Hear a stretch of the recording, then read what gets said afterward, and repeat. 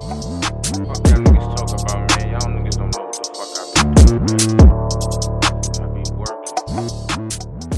This weekend, we got two British headliners. We got Azeez fighting Joshua Buatsi for the British light heavyweight title. And earlier in the day, we got Benn taking on Peter Dobson from the Bronx. That's right, from the Bronx. So you know there has to be metal detectors there. In a 12-round welterweight fight.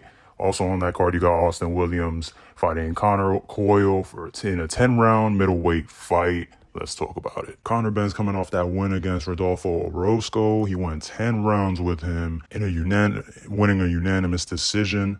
Orozco was a tough guy. Very, very tough guy. He took some very hard shots from Benn. Benn had Orozco hurt several times in this fight, and I feel like he could have finished him whenever he wanted to, but it was clear that Conor wanted to bank some rounds in. It had been about 2 years. It had been about a year and a half since Benn had last fought before Orozco.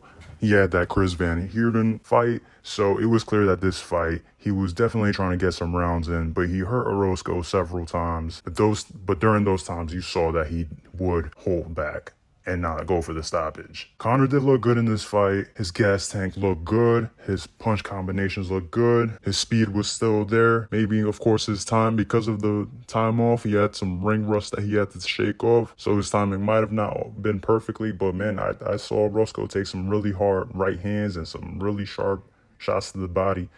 So I think Benn won't have to shake that much ring rust in this one either. Peter Dobson is 16-0, but he is an unknown fighter who has not fought any credible opponents yet. So I expect Benn to take this fight.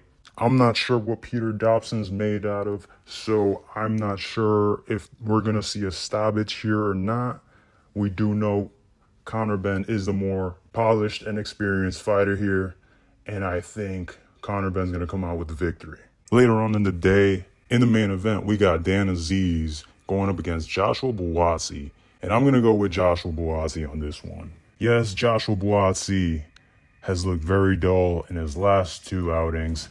He last fought Powell Stepien back in June. That was a fight where he should have taken Stepien out of there early.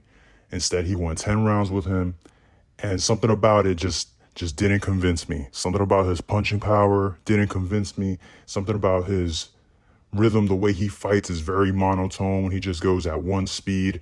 He manages distance well. He throws the jab well. He'll mix in a power shot here and there. He goes to the body well, but his power still doesn't convince me yet.